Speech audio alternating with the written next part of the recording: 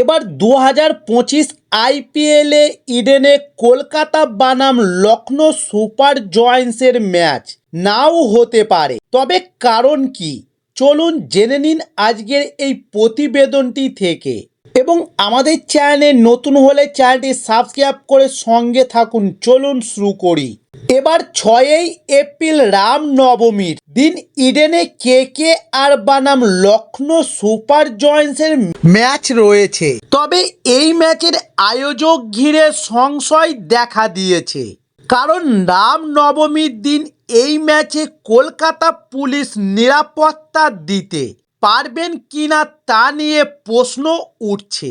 কারণ এই দিনটি কলকাতায় বেশ কয়েকটি ধর্মীয় শোভাযাত্রা হবে, যার কারণে বিভিন্ন রাস্তায় ঝঞ্ঝাট সৃষ্টি হতে পারে এবং সাধারণ মানুষের নিরাপত্তাও ঝুঁকির মধ্যে পড়তে পারে। তবে ইডেন গার্ডেন্সে হাজার হাজার দর্শক উপস্থিত থাকবেন, তাই এবার নিরাপত্তা ব্যবস্থা সুস্থ রাখতে কলকাতা পুলিশ কোনো ঝুঁকি নিতে চাইছে না।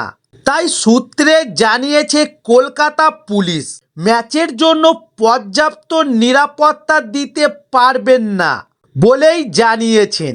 তবে ক্রিকেট অ্যাসোসিয়েশন অফ বেঙ্গল এর কর্মকর্তারা রাজ্যের ক্রীড়ামন্ত্রী অরূপ বিশ্বাসের সঙ্গে এই নিয়ে বৈঠকও করেছে বলে সূত্রের খবর, এবং ক্রীড়ামন্ত্রী সিএবি এই বিষয়ে সাহায্যের আস্থাও দিয়েছেন এবং একটি সম্ভবত সমাধান খুঁজে বের করার জন্য কলকাতা পুলিশের সঙ্গে কথা বলার প্রতিশ্রুতি দিয়েছেন।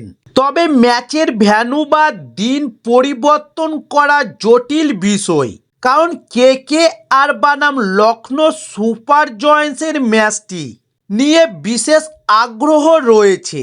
আর কলকাতার শিল্পপতি সঞ্জীব গায়াঙ্কার হলেন লখনৌ দলের মালিক। তবে 2024 সালেও রামনবমীর দিনে কেকেআর এর ম্যাচ থাকায় কলকাতায় একই সমস্যা দেখা দিয়েছিল, যার ফলে ম্যাচের দিন পরিবর্তন করা হয়েছিল। তাই এবারও দিন পরিবর্তনের সম্ভাবনা রয়েছে।